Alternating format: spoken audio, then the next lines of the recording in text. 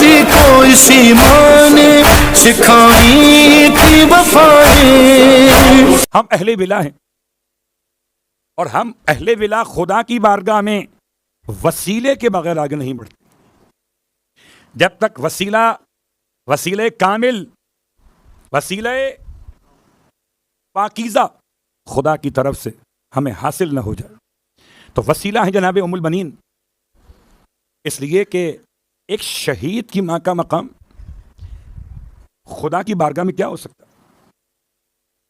تو آئیے، میں اپنی بات نہیں کرتا، بلکہ میں آپ کی خدمت میں علماء کی بات کرتا ہوں. آیت اللہ العظمی سید محمد روحانی علی اللہ مقامہ کہتے ہیں، جب بھی کبھی مجھے کوئی مشکل پیش آتی تھی،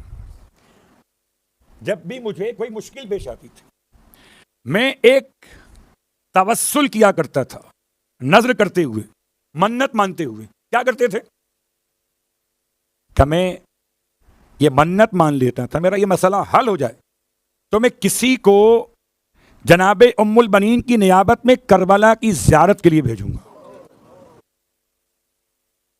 اللہ اکبر. آپ نہیں جا سکتے، آپ کے پاس وقت نہیں ہے، آپ کی جاب کا مسئلہ ہے، آپ کے لیے پرابلم سے نہیں آ سکتے، تو جو آپ کی حیثیت کسی زائر کربلا کو التماس کر دیں کہ آپ کی طرف سے یہ اس کے لیے زاد راہ کا ایک پارٹ، ایک حصہ ہے، وہ ایک مرتبہ زیارت امام حسین پڑھ دے بنیابت ام البنین. اللہ اکبر. کہتے ہیں جیسے ہی میں یہ توسل کرتا تھا خدا میری مشکلات کو دور کر دیتا تھا. اگر کر سکیں تو میں نے آپ کی خدمت میں توسل کا طریقہ بیان کیا. آئیے دوسرا، جناب ام البنین کی خدمت میں ایک اور طریقہ توسل کا یہ ہے. ایک مرتبہ قاری قرآن، معلم قرآن، اور قرآن کے بعد نوحہ اور مرثیہ کی تعلیم دینے والا ایک معلم کہتا ہے، میرے شاگردوں میں ایک شاگرد جمعے کا دن تھا، شام کا وقت تھا، میرے پاس پہنچا، کہتا ہے مجھے چھٹی چاہیے آج کے دن کی. خیریت؟ کہ میرے والد حالت نزع میں ہیں، ان کو یہاں تک کہ میں قبلہ رخ لٹا کے آیا ہوں. اب روح نکلی کہ جب نکلی.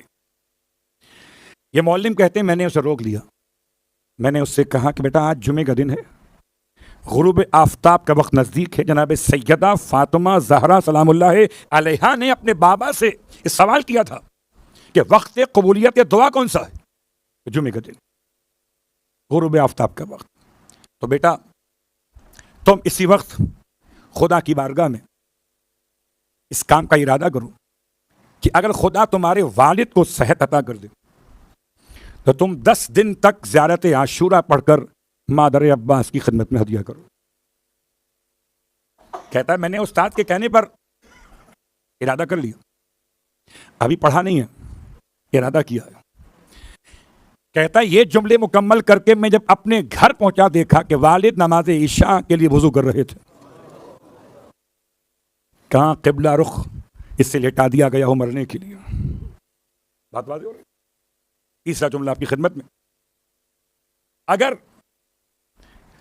چاہیں تو ام البنین کے نام سے تسبیحات کی تلاوت، یعنی کیا مطلب کہ 14 معصوم، اس کے بعد حضرت ام البنین، مولا عباس اور جناب زینب کبریٰ، یہ 3 ہستیاں اور 17 افراد کے نام سے ہر ایک دن صبح کی نماز کے بعد یا عشاء کی نماز کے بعد 1000 مرتبہ درود کی تلاوت، وہ اجل فرجہم، ہدیہ پیش کرتے چلے ترتیب کے ساتھ.